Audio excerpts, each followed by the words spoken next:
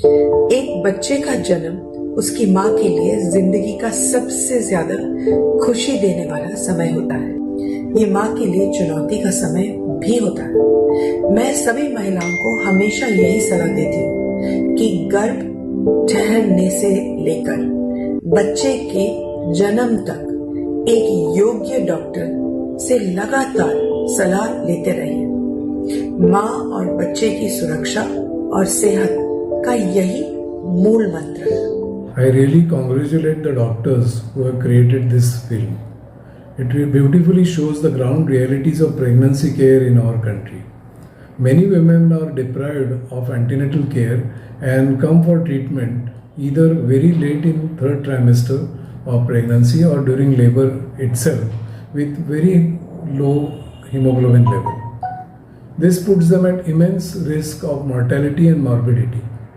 This film may be effective in creating awareness of this dire situation in our country, and I hope it is widely viewed all across the country so that families will understand their responsibility towards the pregnant woman and such tragedies are avoided. नमस्कार, आप जिस लघु film अज्ञानता ही अभिशाप देखने जा रहे हैं, ये सत्य घटनाओं पर आधारित है। स्वास्थ्य के प्रति लापरवाही, चाहे अज्ञानतावश ही क्यों ना हो, किस तरह अभिशाप बन जाती है और कितने जीवन इससे प्रभावित होते हैं, ये बड़े ही प्रभावी ढंग से दर्शाया गया है। आशा करते हैं आप इस संदेश को अवश्य समझेंगे।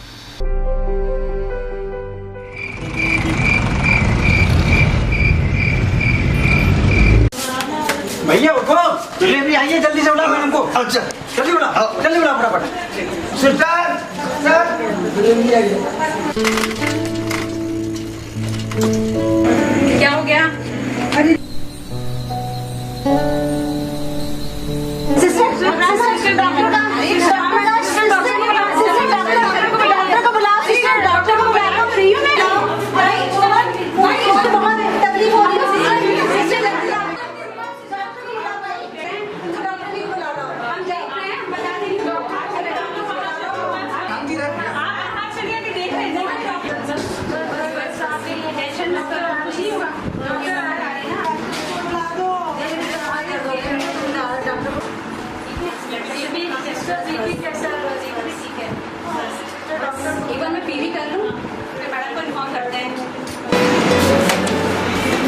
हेलो मैडम, एक पेशेंट आई है, फुल टर्म है, लेबर में है। वो उसको डिस्निया हो रहा है, हाँफ रही है। एफएचएस ठीक है मैडम, लेकिन फुल डायलिटेशन में है। जल्दी आ जाइए आप।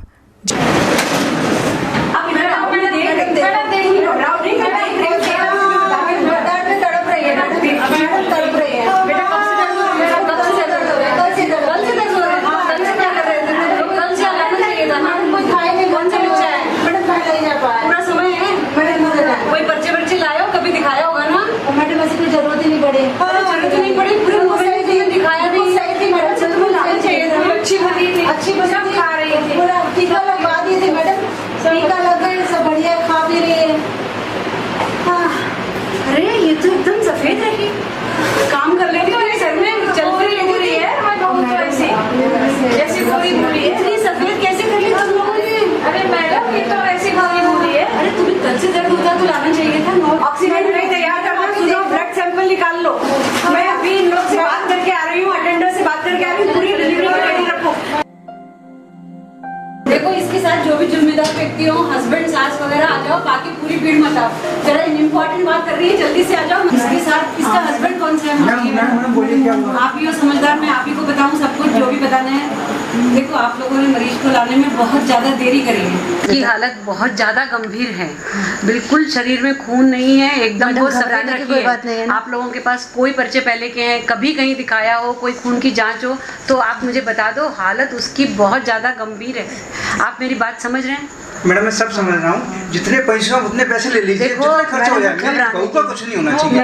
पैसों से जान नहीं बचती है, उसके शरीर में खून नहीं है। मुझे 2 बोतल खून आप तुरंत लाके दीजिए। मैडम खून हम कहाँ से लाए मैडम? मैं दे देता हूँ खून। अरे मोहन नहीं देगा खून। मोहन में अरे कोई बात नहीं, नहीं खून कहाँ है?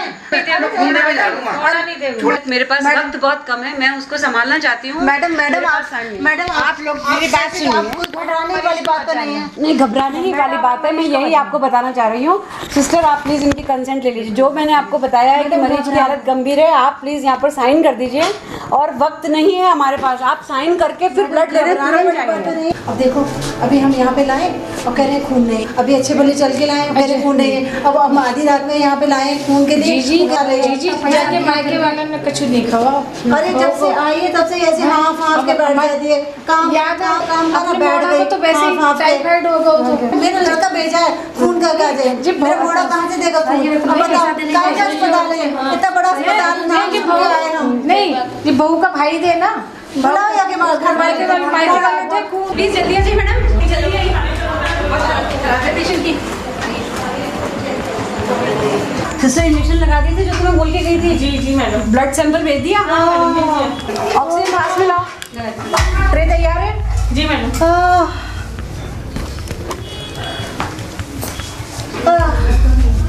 इंजेक्शन जल्दी। बीपी देखना फिर से, बीपी देखना।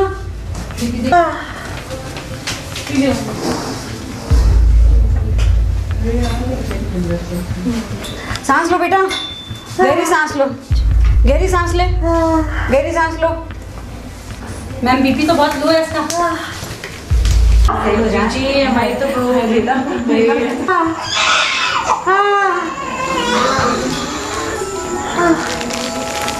इनकी मदर इन लॉ कौन सी है? देखो ये बच्चा बिल्कुल स्वस्थ है, मेरी बात आप ध्यान से सुन लो। ये बच्चा एकदम स्वस्थ है, लेकिन माँ की कंडीशन बहुत अच्छी नहीं है। आप लोग पता कर लो कि वो खून लेके कितनी देर में आ रहे हैं, बच्चे को बाद में खिला देना। इसमें बीपी कितना है? इंजेक्शन देना, लगाओ। मैडम बीपी बहुत लो ज्यादा है। अरे सुनो अंशु, जल्दी से डॉक्टर साहब, ऐसा फीबल है, जरा डॉक्टर साहब को बुलाओ। ब्लीडिंग वगैरह कुछ नहीं है, सब कुछ मैंने चेक कर लिया। बहुत ब्रेथलेस हो रही है, सीवियर एनीमिया है। अरे बेबी एकदम ठीक है। देखो डॉक्टर साहब मैं क्या करूँ? मैं सब कुछ दे चुकी हूँ, और क्या तो बताओ। ऑक्सीजन दे दिया मैंने, इंजेक्शन पूरे दे दिए। अरे ये तो कार्डियक फेलियर में है, हार्ट फेल हो रहा है सिस्टर। ऑक्सीजन बढ़ाओ, मॉनिटर लगाओ, इंजेक्शन ऐसे मॉनिटर। ब्लड आया क्या? ब्लड देखिए, ब्लड आया क्या?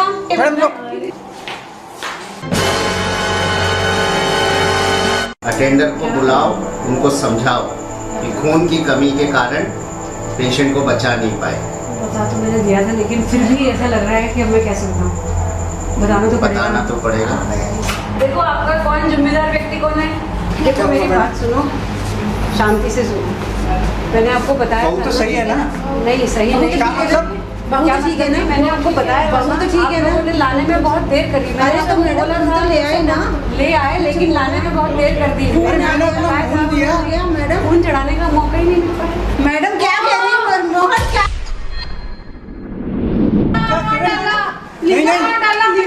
दुख मुझे मैडम ये गलत किया है मैडम आपने। मैंने कुछ नहीं किया है, गलत मार दिया था मेरे बहू को। मैंने कुछ नहीं मारा है, आप लोगों ने लाने में देरी करी। नहीं मैडम ऐसा नहीं होता मैडम। अरे नहीं मैडम, हम इतने जापे हुए घर में, अभी तक कोई नहीं मरा, कैसे मरेगा? लाना चाहिए था। जी अरे नहीं मैडम ऐसा नहीं होता। मैडम मैं देख रहा हूँ, अपने आप को संभालिए। मैडम मैं देख लूंगा आपको, छोड़ूंगा नहीं। ऐसी बात नहीं है।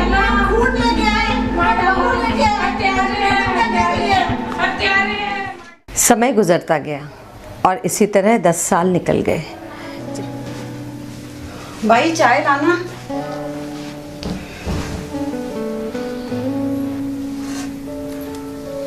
रख दो।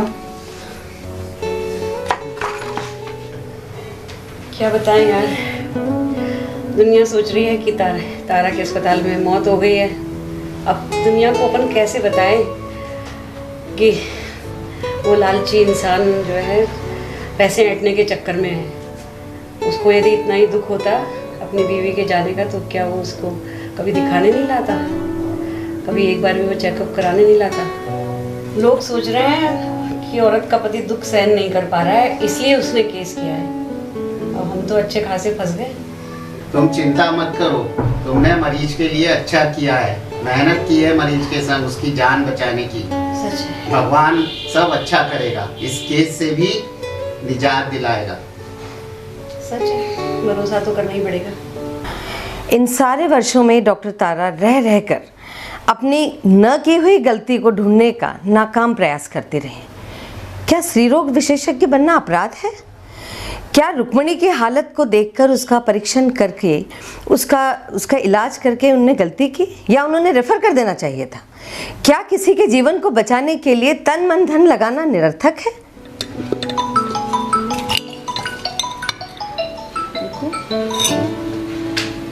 हेलो, हाँ मिसेज शर्मा, बोलिए बोलिए। क्या बड़ी अच्छी खबर बताइए ये तो। चलो दुनिया में कोई तो समझदार निकला। हाँ हाँ ठीक है। मिसेज शर्मा का फ़ोन है। हाँ हाँ कल हाँ धन्यवाद। किसका फोन था? अपनी लॉयर मिसेज शर्मा का फोन था। अरे वो बता रही थी, वो जो मोहन और रुक्मणी का लड़का था, उसको तो हम भूल ही गए। ओके। वो अब 18 साल का हो गया है। रुक्मणी की मृत्यु के बाद मोहन ने दूसरी शादी कर ली थी, और जो दूसरी पत्नी थी वो विक्रम का सही से परवरिश नहीं कर रही थी। तो विक्रम ननियाल में पल बढ़ रहा था। मामू मेरी माँ नहीं, ये तो मुझे पता है, लेकिन पिता के बारे में कभी आपने नहीं बताया मुझे। वो मुझसे मिलने क्यों नहीं आते? हाँ बेटा, अब तुम बड़े हो गए, तुमको सब कुछ मैं बताता हूँ। तुम्हारे पिता मोहन बहुत ही लापरवाह और लालची इंसान है। उन्होंने तुम्हारी माँ को कभी अपनी घर में काम करने वाली बाई और बच्चे पैदा करने की मशीन समझ रखा था। कभी भी अपनी पत्नी का इलाज कराना उनके शान के खिलाफ था। तो मतलब उन्होंने कभी मेरी माँ का इलाज नहीं कराया? नहीं, अब जब तुम गर्भ में थे तो 9 माह तक तुम्हारी माँ को कहीं दिखाया भी नहीं, ना इलाज करवाया था, ना उसके खाने पीने का ध्यान रखा था। जब इसको इस कारण खून की बहुत अधिक कमी हो गई थी, जिसके कारण तुम्हारे जन्म के समय तुम्हारी माँ को बचाया नहीं जा सका। इसका मतलब तो मेरी माँ की जान डॉक्टर की लापरवाही से नहीं, बल्कि मेरे पिता की लापरवाही से गई। हाँ ऐसा ही है। ये सब जानने के बाद विक्रम ने अपने पिता मोहन पर केस कर दिया है। उसका कहना है कि मेरे पिता मोहन की लापरवाही के कारण ही मेरी माँ रुक्मणी की जान गई। अगर वो पहले से डॉक्टर को दिखाता तो खून की कमी नहीं होती और इलाज से थोड़ी बहुत खून की भरपाई होती और उसकी माँ की जान नहीं जाती। ये तो ठीक रहा। इस केस का हवाला देकर कोर्ट में जज को अपनी बात समझाना अपने लिए बहुत ही आसान हो जाएगा। पूरी रात इसी उहापोह में निकली। सुबह सुबह मंदिर में ईश्वर से न्याय की याचना कर डॉक्टर तारा और डॉक्टर चंद्र प्रकाश कोर्ट पहुंचे। आज केस का निर्णय जो आने वाला था। मिस्टर शुक्ला, आप क्या कहना चाहते हैं? मिलॉर्ड, मेरा क्लाइंट मोहन जब अपनी पत्नी को अस्पताल लेके पहुंचा था तब वो अच्छी खासी थी। वहाँ वो स्वयं चल के पहुंची थी। डॉक्टर ने ही उसका कुछ गलत इलाज किया होगा जिससे उसकी जान चली गई। मिलॉर्ड, मेरे क्लाइंट के साथ इंसाफ किया जाए। मिलॉर्ड, मेरी क्लाइंट डॉक्टर तारा बिल्कुल निर्दोष हैं। उन्होंने तुरंत मरीज को अटेंड किया और जो भरसक प्रयत्न कर सकती थी मरीज को बचाने का वो उन्होंने करा है, और भर्ती होने से पहले मोहन को अवगत करा दिया था कि मरीज की हालत बहुत गंभीर है, इसमें जान जाने के अभी खतरा है। मिलॉर्ड, डॉक्टर तारा बिल्कुल निर्दोष है। मैं मोहन से एक सवाल करना चाहती हूँ। इजाज़त है। मोहन, आप बताएंगे क्या आपको डॉक्टर तारा ने मरीज की स्थिति गंभीर है इससे अवगत कराया था? मैडम, हमसे देखा यकीन ने कि खून की कमी है, हमने खून ला के दे दो। हमें देखा पता थी कि मत जागी, हम क्या बत्ती करते। मिसेस शर्मा, क्या आपको कुछ और कहना है? मुझे इजाज़त दी जाए एक गवाह पेश करने की जो वहाँ पर उस समय अस्पताल में मौजूद थी और किसी और मरीज के साथ में आई थी। इजाज़त है। मिसेस सरिता, आप क्या कोर्ट को बताएंगी आपने वहाँ क्या कुछ देखा और सुना? मरीज काफ़ी गंभीर स्थिति में आई थी। डॉक्टर ने काफ़ी भागदौड़ की, उनके पति भी आ गए थे। डॉक्टर ने मोहन को स्पष्ट बता दिया था कि मरीज की स्थिति काफ़ी ख़राब है, काफ़ी गंभीर है, खून की बहुत कमी है, इसलिए इलाज करते वक्त हो सकता है मरीज की जान चली जाए। तब मोहन ने कहा, मैडम आप इलाज कीजिए, जान बचाइए, बच जाए तो ठीक है, नहीं तो हमारी किस्मत। मी लॉर्ड, मोहन एक बहुत ही लापरवाह इंसान है। वो अपनी पत्नी व होने वाले बच्चे से भी बिल्कुल प्यार नहीं करता। वकील साहिबा, आप ये कैसे कह सकती हैं? मिलॉर्ड, मुझे डॉक्टर से कुछ पूछना है। इजाज़त है। डॉक्टर साहिबा, आपने कभी मोहन को ये बताया था कि उसकी पत्नी को खून की कमी है? फिर वो लापरवाह कैसे हो गया? मोहन कभी उससे पहले मेरे पास मरीज को लेकर आया ही नहीं। यदि आता तो मैं यह भी उसको ज़रूर बताती। फिर भी मैं उसकी लापरवाही व मरीज के प्रति उसकी बेरुखी आज भी सिद्ध कर सकती हूँ। मुझे डॉक्टर तारा इस बात का जवाब दें कि आपसे केस संभल नहीं सकता था, क्या आप मना कर देती? हम कुछ भी करते। डॉक्टर तारा, आप बताइए आपको क्या कहना है? हम हर गंभीर मरीज को बचाने का अपनी तरफ से पूरा प्रयास करते हैं। कुछ केस में सफल हो भी जाते हैं, कुछ केस में सफल नहीं हो पाते हैं। दुर्भाग्यवश मोहन की पत्नी के केस में हम सफल नहीं हो पाए। आप मोहन की लापरवाही सिद्ध कर सकती हैं क्या? हाँ, कर सकती हूँ। एक विटनेस को बुलाने की मुझे इजाज़त मिलेगी तो ज़रूर कर सकती हूँ। इजाज़त है। विक्रम, आप बताएंगे आपके माता पिता का क्या नाम है? मेरे पिता का नाम मोहन और माँ का नाम रुक्मणी है। क्या आप अपने पिता के साथ रहते हैं? नहीं, मैं अपने मामा के साथ रहता हूँ। आई ऑब्जेक्ट मी लॉर्ड, इन सब बातों का इस केस से कोई संबंध समझ में नहीं आ रहा है। लॉर्ड, विक्रम का इस केस से गहरा संबंध है। यह वही लड़का है जिसको जन्म देते समय रुक्मणी को बचाया ना जा सके। Objection over ruled. विक्रम, क्या आप बताएंगे आप अपने पिता के साथ क्यों नहीं रहते? मैंने बचपन से अपने पिता को देखा ही नहीं है। कुछ दिन पहले मैंने जब अपने मामा से पूछा तो उन्होंने मुझे बताया कि मेरे पिता ने दूसरी शादी कर ली थी और वो मेरी परवरिश ठीक से नहीं कर रहे थे, इसलिए मेरे मामा मुझे अपने पास ले आए। तब से मेरे पिता ने मेरी कोई सुध नहीं ली है। इन बातों से ये साबित होता है कि मोहन कितना लापरवाह इंसान है। ना उसने रुक्मणी की परवाह करी, ना ही अपने बच्चे की सुध ली। मिलॉर्ड, मेरा क्लाइंट लापरवाह नहीं है। उसे पता ही नहीं था कि गर्भावस्था में उसे बार बार डॉक्टर को दिखाना होता है या उसे खून की कमी हो रही है। उसकी नीयत साफ है, उसे माफ़ी दीजिए। मैं चाहूँगी कि मेरे क्लाइंट डॉक्टर तारा ने इतने वर्षों से मोहन के कारण जो शारीरिक, मानसिक व आर्थिक क्षति को जो मिली है, उस लापरवाही के लिए मोहन को सजा दी जाए और मेरी क्लाइंट डॉक्टर तारा को उसका मुआवजा दिया जाए। सारे तथ्यों की जांच के बाद अदालत इस निष्कर्ष पर पहुंची है कि डॉक्टर तारा ने रुक्मणी को बचाने का हर संभव प्रयास किया। इसके बाद भी यदि उन्हें रुक्मणी की मौत का दोषी बताया जाएगा तो समाज में गलत संदेश जाएगा और सभी डॉक्टर इस तरह के गंभीर मरीज का इलाज करने से कतराने लगेंगे। समाज में बीमारी से मौत का आंकड़ा बढ़ जाएगा। हर व्यक्ति स्वयं की लापरवाही का जिम्मेदार डॉक्टर को बताकर उसे कुछ ना कुछ हथियाने का प्रयास करेगा। पत्नी के गर्भवती होने पर या किसी भी बीमारी का शिकार होने पर यह पति का फर्ज बनता है कि वह उसे डॉक्टर के पास उचित परामर्श हेतु लेकर जाए और उसका उचित इलाज कराए। ध्यान रहे, रुक्मिणी को उसके पति द्वारा डॉक्टर के पास पूरी गर्भावस्था में एक बार भी लेकर नहीं जाया गया और प्रसव पीड़ा शुरू होने पर जब पहली बार अस्पताल ले जाया गया तब डॉक्टर ने देखते ही उसकी गंभीर स्थिति के बारे में घर वालों को बता दिया था। साथ ही उन्होंने उसे बचाने का हर संभव प्रयास किया जो दुर्भाग्यवश सफल नहीं हो सका। इसीलिए डॉक्टर तारा को किसी भी अपराध का दोषी नहीं पाया जाता है। मोहन की मुआवजे की अपील खारिज की जाती है और डॉक्टर तारा का कीमती वक्त बर्बाद करने, मानसिक यातना देने और अदालत के खर्च के तौर पर हर्जाने के रूप में 10,000 रुपये कोर्ट में जमा करने की ताकीद की जाती है। मिलॉर्ड, मैं कुछ कहना चाहती हूँ। इजाज़त है। मिलॉर्ड, आज मैंने अपने उस अटूट विश्वास को सत्य होते हुए देखा है जिस पर मैंने हमेशा से किया है। सत्य परेशान हो सकता है पर कभी पराजित नहीं हो सकता है, यह मैंने आज महसूस किया है। आज आपके समक्ष मैं यह वादा करना चाहती हूँ कि जो भी मुआवजा मुझे मोहन से मिलेगा मैं वह पूरा विक्रम को सुपुर्द कर दूंगी, क्योंकि वही उसका असली हकदार है। उस बेचारे ने तो अपनी माँ को खोया है। हमेशा खुश रहना बेटा, बहुत पढ़ना, ऊंचे बनना।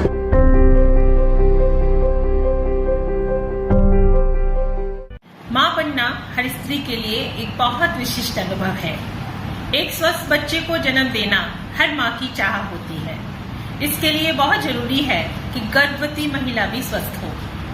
अच्छे स्वास्थ्य के लिए आवश्यक है कि गर्भवती महिला अपने खान पान पर ध्यान दे और पौष्टिक खाना खाए। एक और बहुत महत्वपूर्ण बात है कि गर्भवती महिला समय समय पर डॉक्टर के पास जाकर अपनी जांच करवाए। एक विशेषज्ञ डॉक्टर ही जांच के बाद यह बता सकते हैं कि माँ और गर्भ में पल रहा बच्चा ठीक है या नहीं, और अगर किसी चीज की कमी है तो उसे कैसे ठीक किया जा सकता है। आपकी तरफ से इतना छोटा सा कदम माँ और बच्चे के लिए बहुत महत्वपूर्ण हो सकता है। स्वयं एक स्त्री व माँ होने के नाते मेरी आप सबसे यही सलाह है कि गर्भवती महिला का समय समय पर डॉक्टर से चेकअप जरूर करवाएं और उनकी बताई सलाह को पूरा मानें। तभी एक स्वस्थ माँ एक स्वस्थ बच्चे को जन्म दे सकेगी। सभी गर्भवती महिलाओं को मेरी बहुत बहुत शुभकामनाएं।